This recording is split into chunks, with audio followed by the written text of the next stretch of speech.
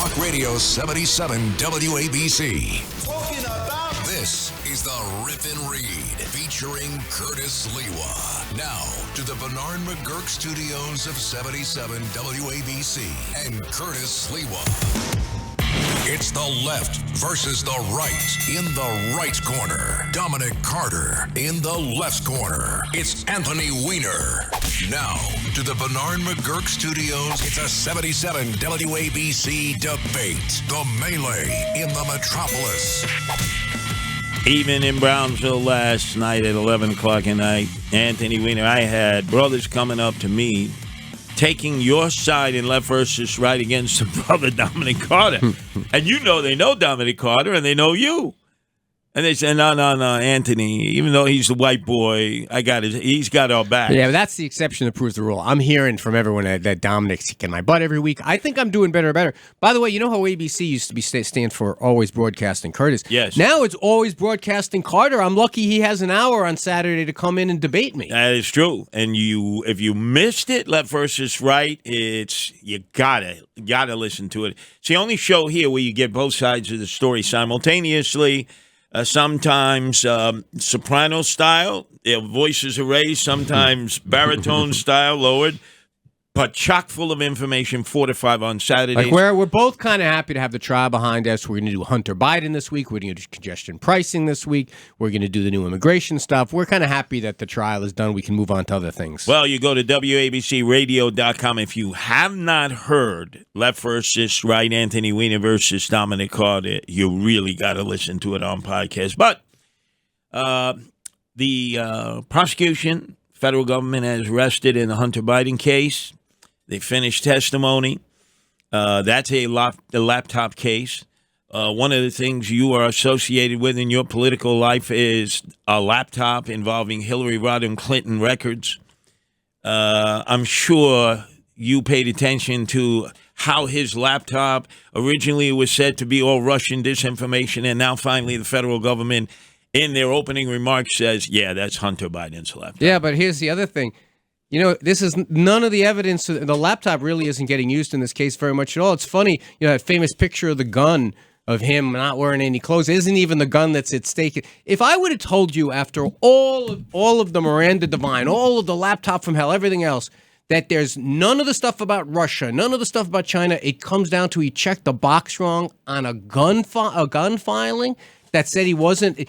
All that they're playing in this trial right now is tapes from his own book that said he was an addict. That's not news, but I think they got him on this because he did check the box saying he wasn't.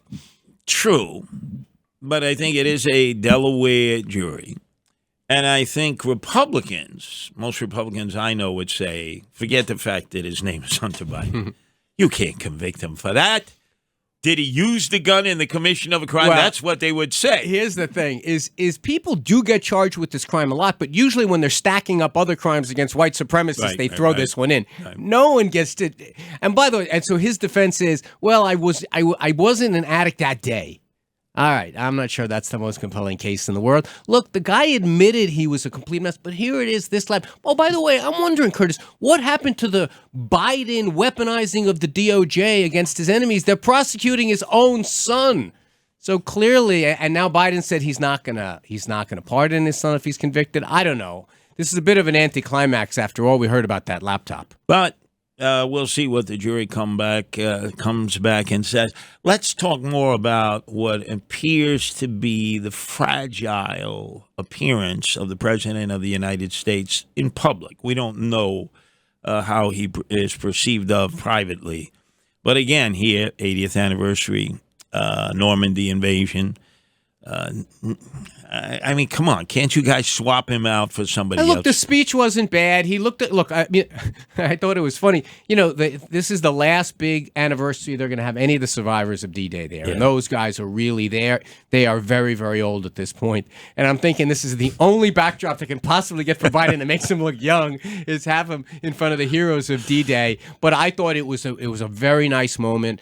There's that one video of Biden going to sit down. I mean, frankly, the protocol is no one sits down until the president does. He probably says, I'm ready to go. I'm getting out of here. The guy's old. They're both old.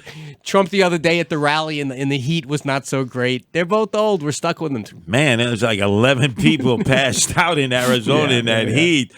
I guess there's no global warming, right? Doing a rally in Arizona in the middle of the day, that's not cool. Hotter than hell. I remember being there organizing the Guardian Angels in Phoenix, 125 degrees in the shade, and my red sateen jacket was hermetically sealed to my body. So, your Mets, what is this, 3-game winnings? They're showing a little life. Anything, so I have to pay attention to what's going on in the Bronx. Those guys are, those two guys are hitting at record levels. But yeah, the Mets, we're not a great team. I'm waiting for my billionaire to start acting like a billionaire. Stop focusing on a casino and get me an outfield that can hit over 250. But it is flashback for me, 1977 Reggie, 3 home runs, Game 6 against Lasorda's Dodgers. Yep. First pitch home runs, too. People don't forget that. You would have thought they would have said, he's hot today. Lasorda would have said, throw it outside. Nope. Grooved it. He hit it. Left versus right. Don't want to miss it tomorrow, 4-5. Dominic Carter versus Anthony Weinem. Talk Radio 77 WABC.